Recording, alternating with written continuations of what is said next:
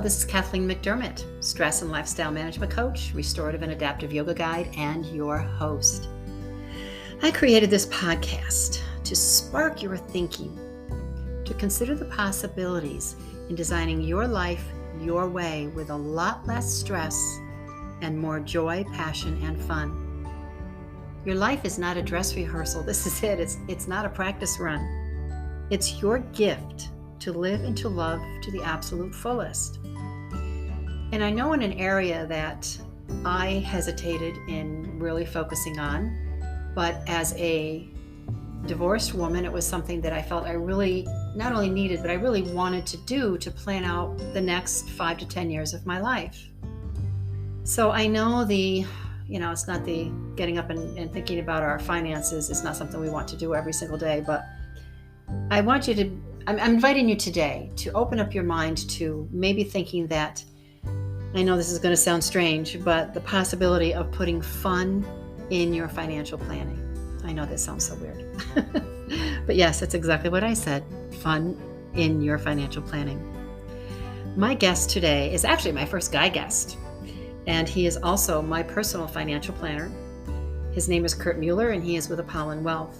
I am not bringing him on here to bore you, to try to get to sell you anything, but just to invite you to maybe look at financial planning and give you some tips as to what to look for and what might be right for you, and how he works and helps me with my goals and my planning. So it gives you an idea that maybe it can be a little different from what we have experienced. I know it's completely different than what I experienced.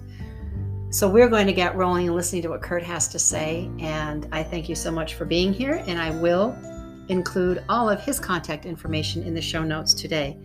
Kurt is, besides a fantastic financial planner, he is a husband, father of 2 young boys, a brother, and a big supporter of his community. He's very active in the community. And believe it or not, he is also a barbecue wizard. So he'll be telling us about that as well. Thank you for joining us.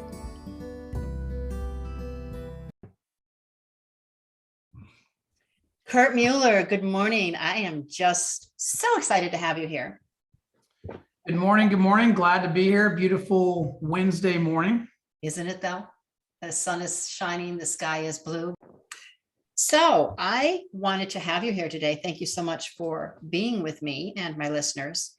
I have known Kurt for I think we just recently had our 1-year anniversary on working together. And Kurt is I never thought these words would utter my lips, but my favorite financial guy. Awesome. I like that. He is. Besides that, he's become a friend. But how I first found Kurt was basically stalking him on Facebook, because I have personally been burned in the past with financial advisor and was very, very gun shy about working again with another. I'm not outwardly the most trusting person in the world anyways. And when you've been burnt, you tend to be a little gun shy. So I discovered Kurt one day on Facebook with a post that he shared, and it had a little bit of a little touch of a spiritual touch to it, which if you know me, that's right up my alley. And it immediately caught my eye. So I began to follow him for probably a few months. And by the time I did reach out, I had to, make sure I'm not a true stalker. I'm not a crazy person, but I did meet with Kurt and listened and heard about what he does. I really just love his energy, his personality. He's not like other financial people that I have met in the past. And I don't mean that he's just different. He's just somebody who just spoke to me as a woman and as a divorced woman who was looking for guidance and creating my next 5 to 10 year plan. So Kurt, could you please tell us a little bit about what you do? And most importantly, I always love to hear why you do it. Absolutely. 2 great, powerful questions. So I am a certified financial planner, and the easiest way that I can describe what I do is I help clients make fantastic decisions with their money. So that's the very short version of it. There's a lot involved with financial planning, as I'm sure you know and your listeners know. But the easiest way to think about it is I help clients make fantastic decisions with their money. And my why behind that, where that passion comes from. So it's interesting, when I moved to the Southeast area, originally from St. Louis, I realized that sometimes my passion was mistaken for aggressiveness or, salesy, et cetera, fill in the blank. And so it dawned on me one day that I needed to better articulate my why, better articulate my story, so that those that I was talking to understood where that passion was coming from. And so for me, it all started, very close to home with my own parents, and, just looking at and understanding their financial situation over the years as I got older and older.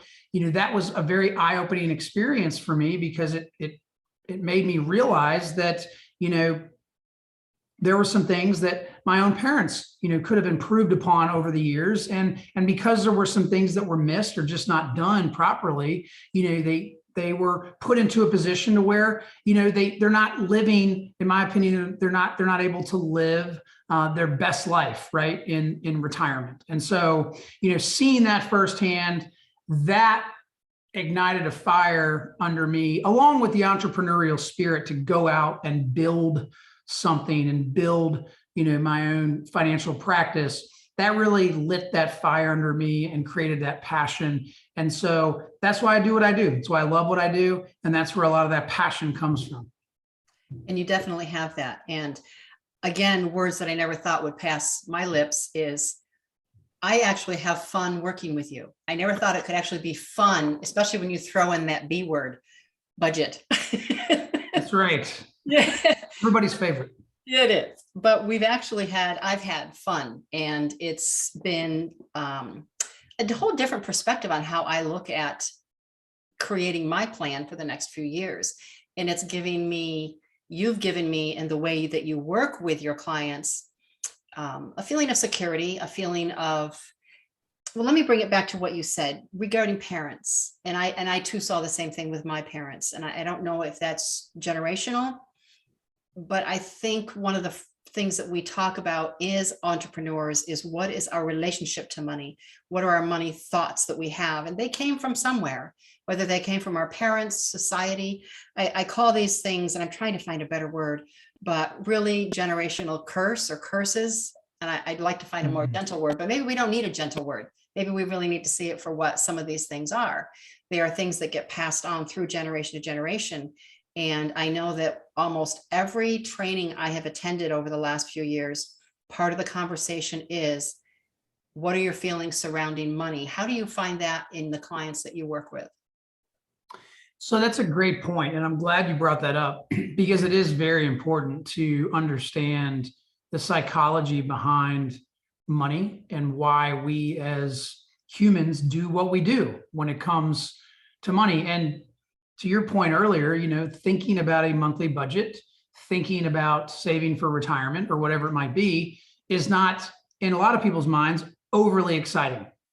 And I think that has a lot to do with, really how our brains as humans are wired and have evolved over the centuries, as we've been on this planet. And so I won't go into, too much detail on that, but just understand that, our brains are inherently lazy. They are designed for one thing, and that is survival. And so, if we think about being faced with a lot of different financial products, financial decisions, charts, graphs, whatever it may be, numbers, it can be very overwhelming for our brain. And a lot of people will say, well, look, I want to do this. I want to be better about my financial planning. But I just get so overwhelmed, and I just say, you know what, I'll just deal with it later. And of course, later never comes. And so I think understanding that is really, really important.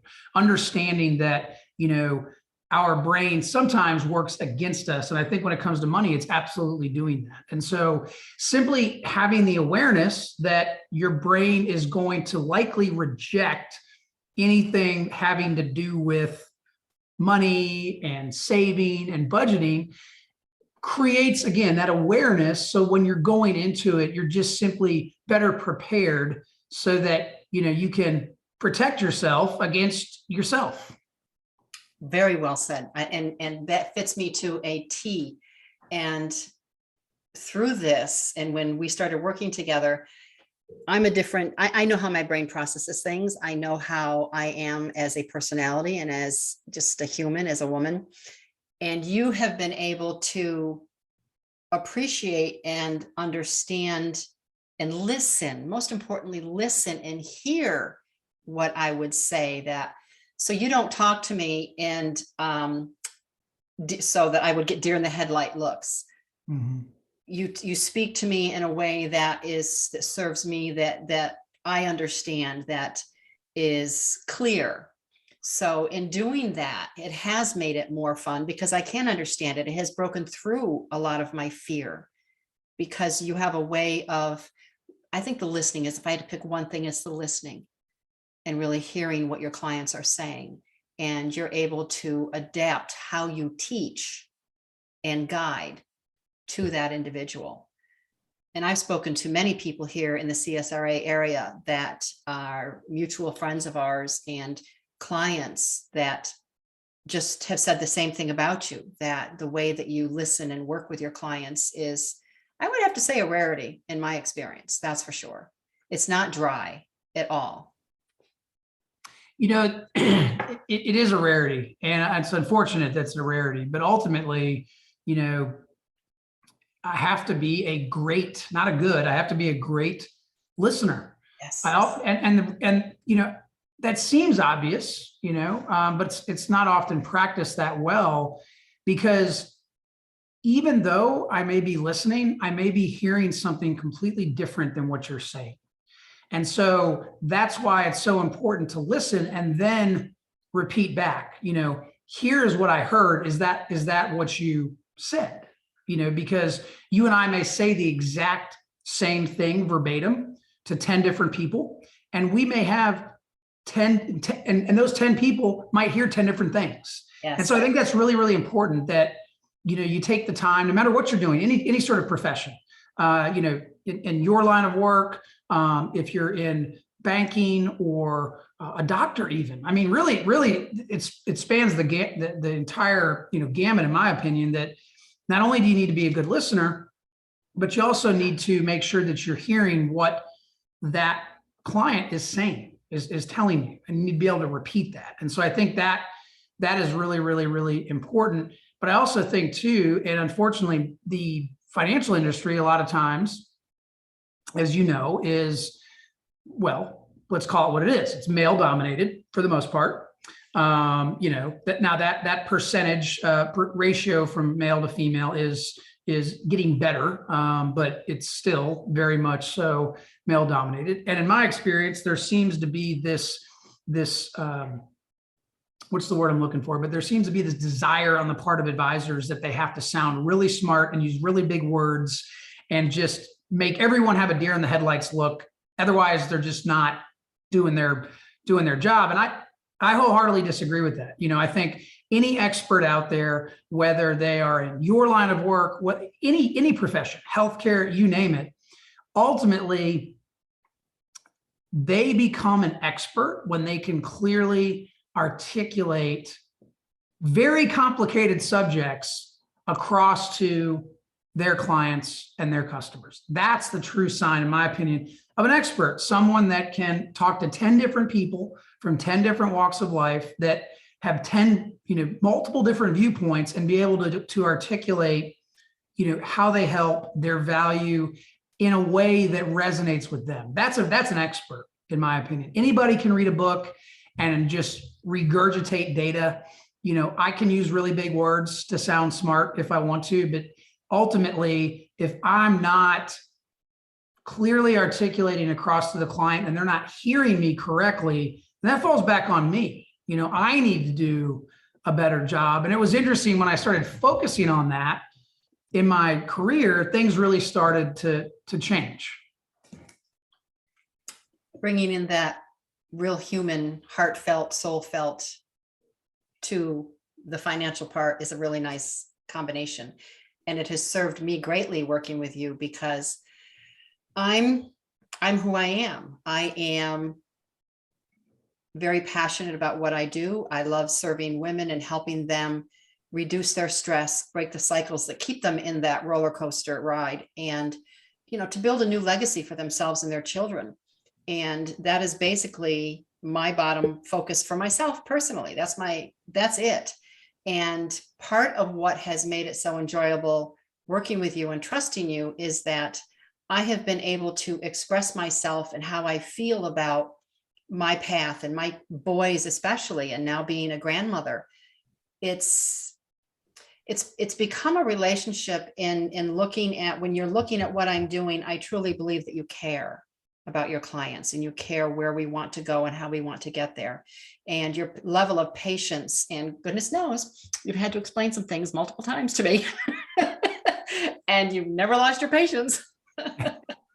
And there's times when I'm thinking, oh, I don't know if I can do that. And you are very gentle and compassionate and explain your side. And sometimes you've had to say, okay, let's wait until I'm able to come back and say, okay, let's go there.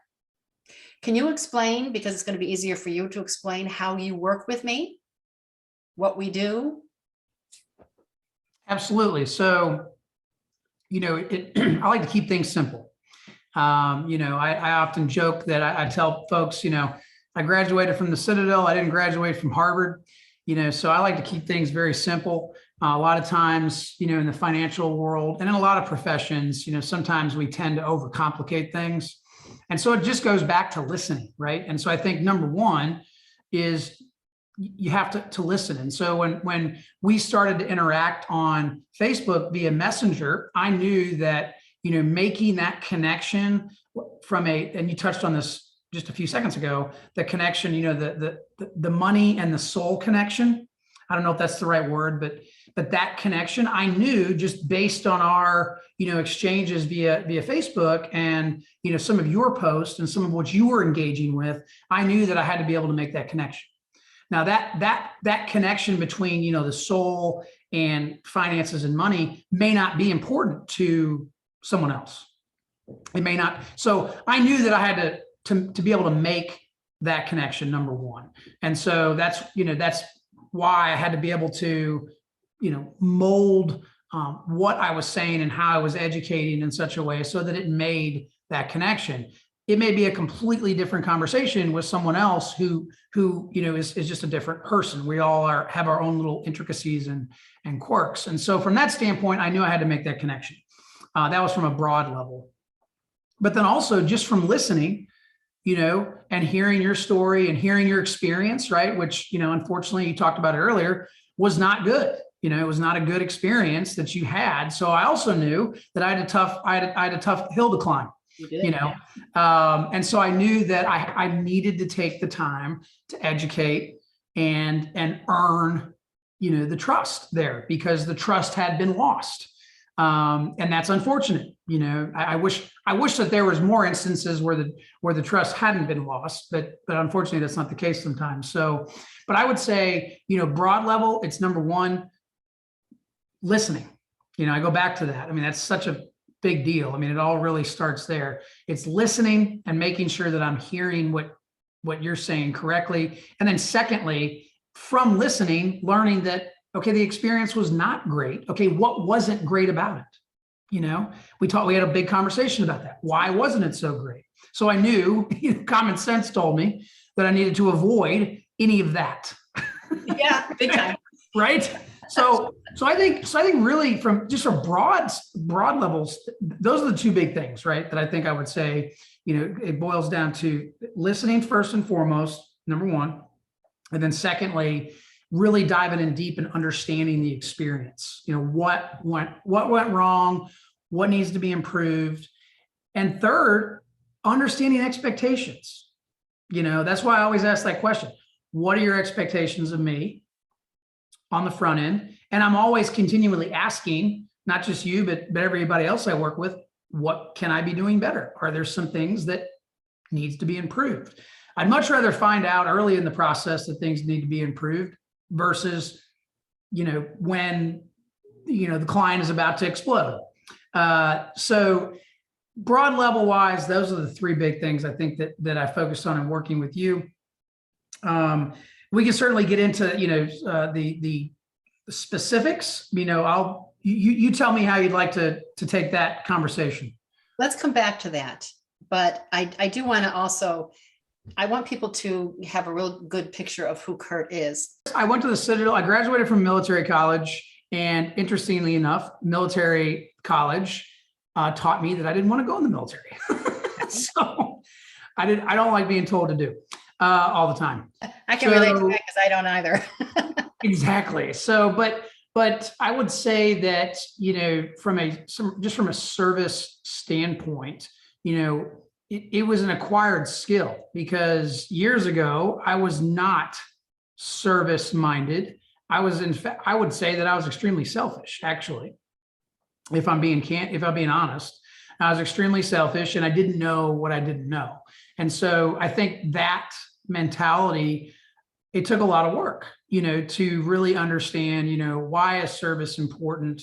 What do I enjoy about service? And the more that I got engaged with the community, the more I did it, the more I found out that I really, really liked it.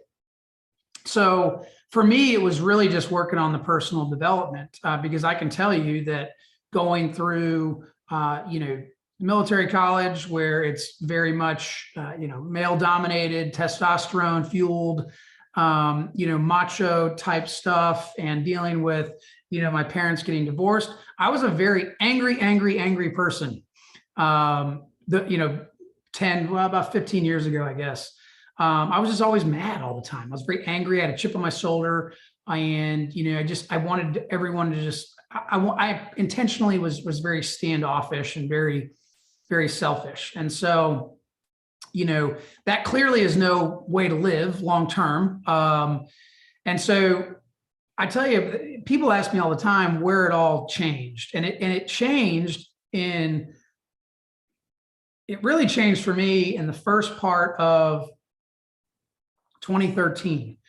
At that time, in 2013, really January, February 2013, I started working with a business coach, specifically someone who works with financial advisors. At that time, I was 1 year in the business, and this particular coach is a recovering alcoholic. And at the time, he had just celebrated his 25th, anniversary of having no alcohol, which I thought was incredible. I just couldn't even wrap my head around that at the time. But anyway, one of the things that he said to me that really changed my trajectory 8 years ago was, two things. One, you need to read more and work more and dedicate time to your personal development. And two, you're too selfish. Right between the eyes. Well, that works best for me. I'd rather have it straight to the point than try to read between the lines. But that really stopped me dead in my tracks at the time. And, from that point on, I started diving into and dedicating time in the mornings to read and work on personal development, and have tough conversations with myself, tough conversations with my wife, tough conversations with friends. So yeah, it was, I wouldn't necessarily say it was fun. It was productive, but it was painful. It was painful, but sometimes, that's what it takes. And so that really started the whole self-improvement, learning about service, et cetera, for me. And then it just grew from there. So I know I kind of went down a rabbit trail there, but I hope that answers the question. No, and it's a perfect rabbit hole, because it comes on to one thing that I like to talk about is I too had that time period of life where had to decide who I was, how I was going to be. Am I going to stay in suffering? Am I going to do something with my life? And that was after my divorce. And I think if I had to put it into a simple term, both what you're saying, what I'm saying, is we had to determine what is our role in our own suffering. That's exactly right. And that can be one of the most challenging things. Oh, it was. Anybody. I'm a little stubborn, so that was a little hard to admit. Now, Megan, you mentioned Megan, your lovely wife, and you have 2 children. We do. They're awesome. Two boys, Drake and Gage. Yeah, and I love the weekly post that shows you're meeting each one for lunch at school. That's exactly right. I get to have, well, Mondays and Wednesdays are my lunch days. And the youngest one is in kindergarten. So he eats lunch. I call it lunch at 10 a.m. So that's not really, but anyway. But the older one, he eats lunch at noon. So that's a little bit more reasonable. And you're quite an active family, and I know you're quite active, and you have a new passion in your life that I personally love to, whenever we meet once a month, and whenever we do, I always love to hear the new story and what's going on in the world of barbecue. Yes. So yeah, it's funny. I joke, that I am confident. I am more confident in what I don't know than I am confident in what I do know.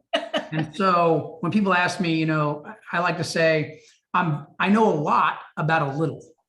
And if it's in the barbecue realm or if it's in the financial planning realm, those two realms, that's my wheelhouse. If it's outside of that, chances are I'm going to defer to a professional or Google it. I don't know. But I can remember, just going back to your question about barbecue, I can remember years ago,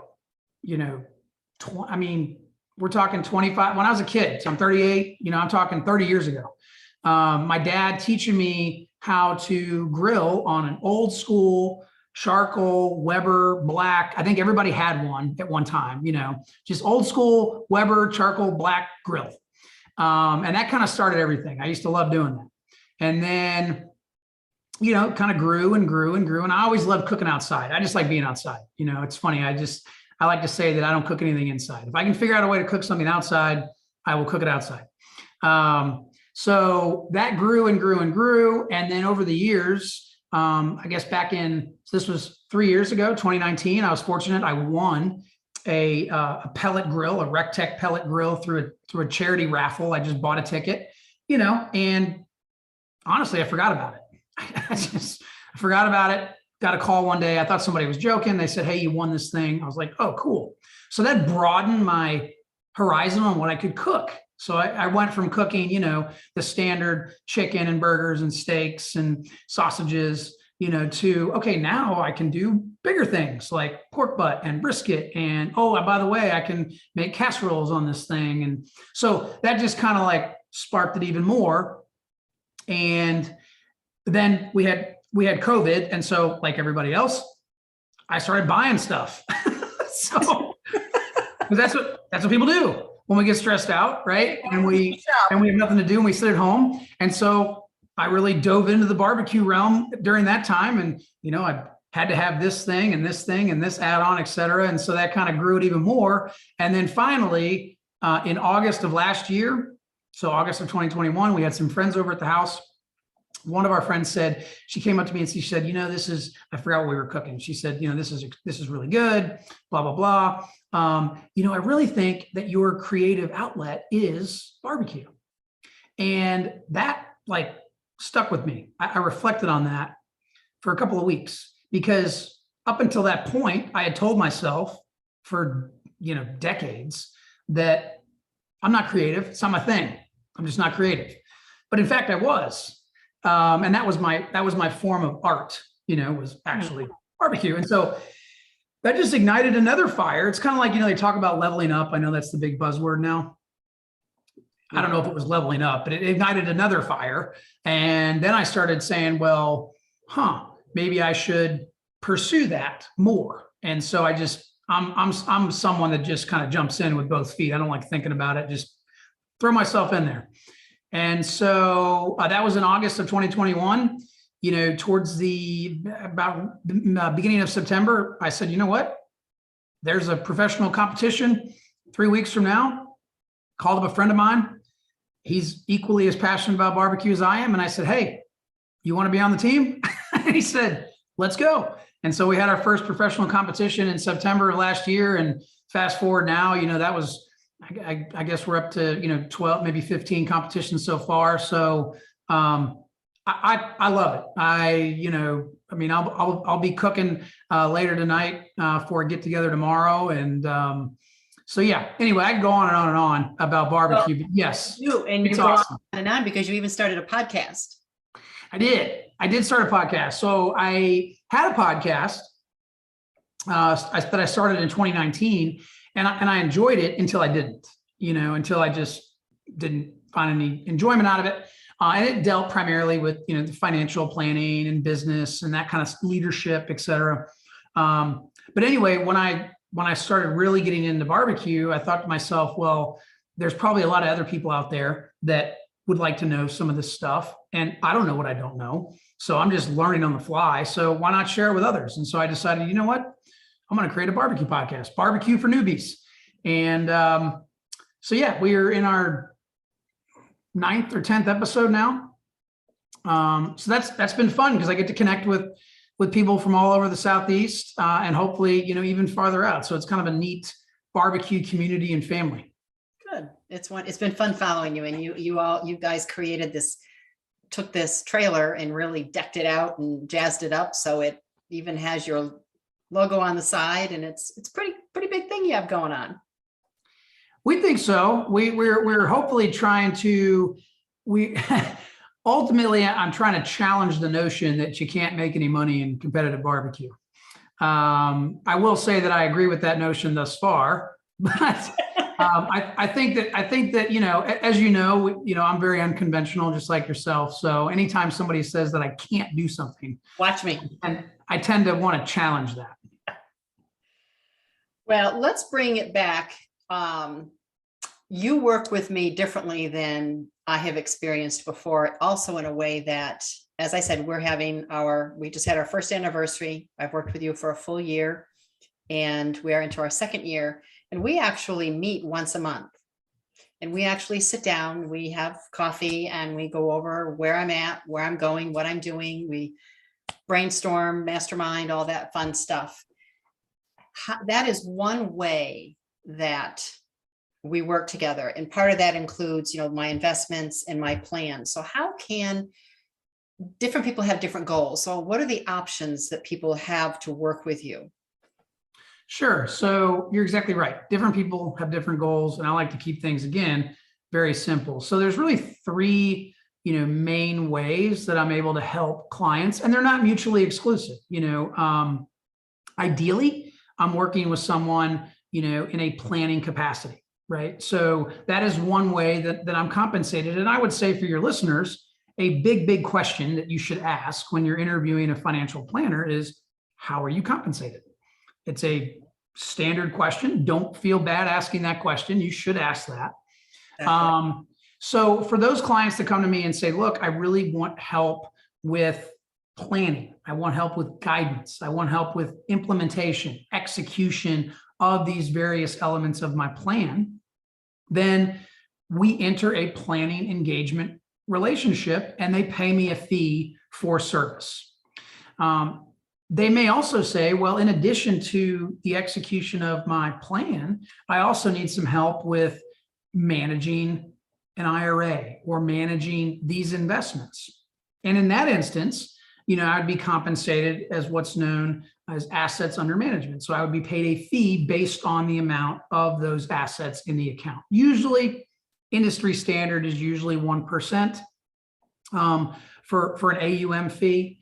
And then lastly, as a fiduciary, which by the way, now that I'm talking about that, another big question for your listeners to ask when they're interviewing a financial planner is, are you a fiduciary? That's a big deal, because that means that individual has a moral, ethical, and legal obligation to always look out for your best interest. So that's a very high standard in the industry. But as a fiduciary, I cannot accept commissions on investment products.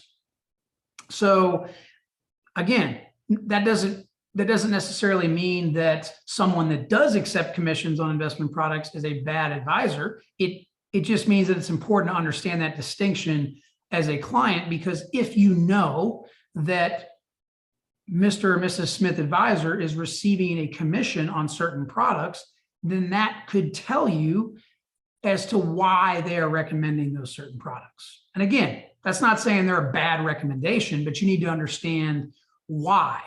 the recommendation is being made. And so on that front, from a commission standpoint, the only time I receive commissions is if I am helping clients with their insurance planning. So that's where we talk about fun things like life insurance and disability insurance and those kinds of things, everybody's favorite topic.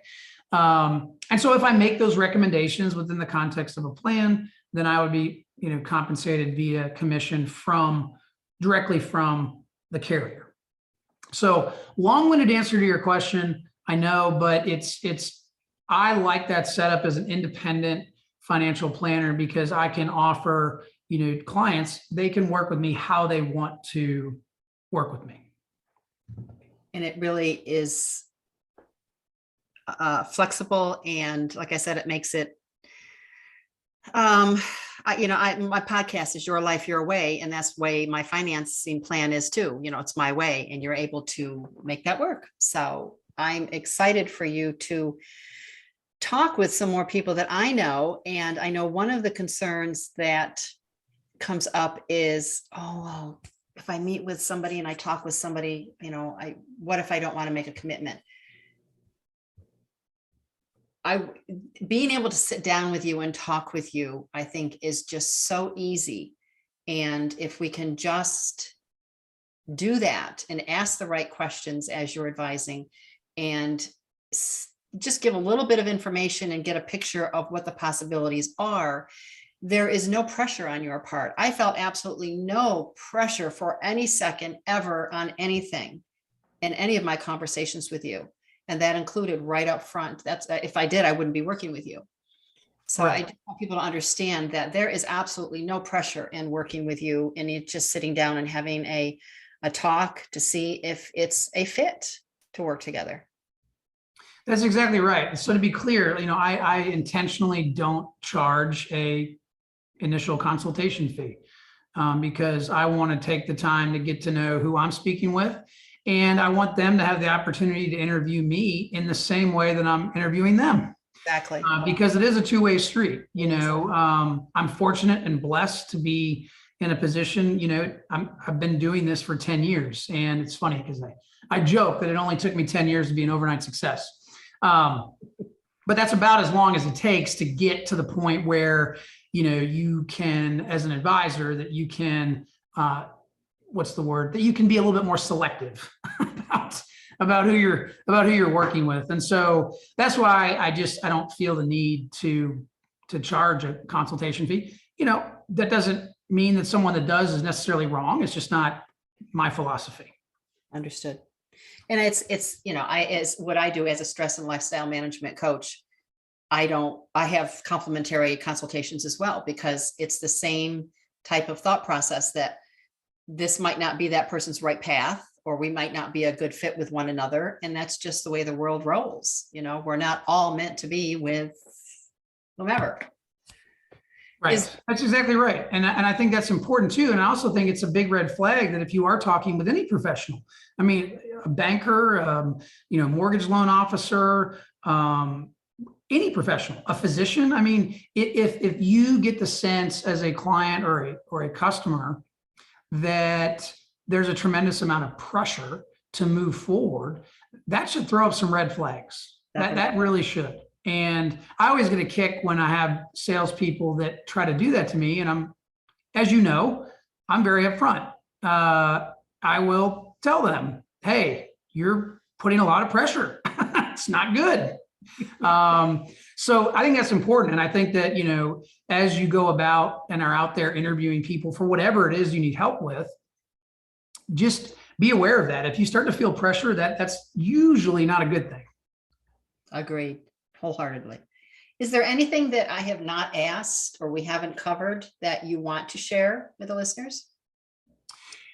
I would just simply say that if you are on Instagram, give me a follow at Finance Architect. And I usually post 2 to 3 videos a week. It was once a day, and then I started campaigning. So now it's 2 to 3 times a week. I'm on Facebook as well. So yeah, by all means, I think that's really the only thing I wanted to touch on was just my Instagram handle. Feel free to follow me there. And, I am very easily accessible. So if you have any questions, you can reach out to me on pretty much any social media platform there is. Wonderful. And I will have all of your contact information in the show notes that also will include your podcast as well. Awesome. Thank you. Well, I can't say enough that if you are like me, a woman who is, whether forever single, divorced, wherever you happen to be, and you want to do some planning, but you're a little fearful and you're not sure, reach out to Kurt and have a conversation. And I know that I live here and we're able to meet in person. I don't know as he would toss you aside if there was a little bit of miles between the two of you. Zoom is a great place as we are now. Kurt and I are meeting via Zoom, and that's how I meet my clients, is via Zoom. So I definitely would encourage you to have a conversation with him, because I don't trust a whole lot of people, but he is one that I do. So Kurt, I can't thank you enough for being here with us today. And you and I actually are due to get together, I think, next week. We are indeed. And thank you for having me. Love the show, love the concept, and I'm just happy to be a part of it. So thanks again. You're welcome. And I will see you next week. Thank you, sir. All righty. Bye-bye.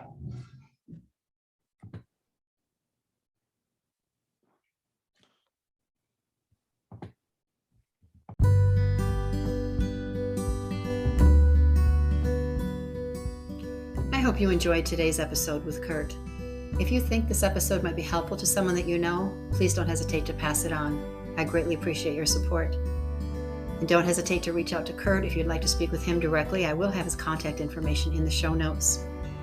And if you would like to talk about the possibility of, what would it look like redesigning your life your way to greatly reduce your stress, break the cycles keeping you in that stress and exhaustion and overwhelm, so that you can build a powerful legacy for yourself and your children if you have them.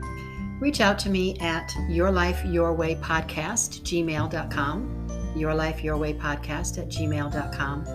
And again, same as Kurt, no pressure, no stress. Let's just talk and see what the possibilities might be. I so appreciate and I'm honored to have you listening today. And I look forward to getting out another episode to you as soon as possible.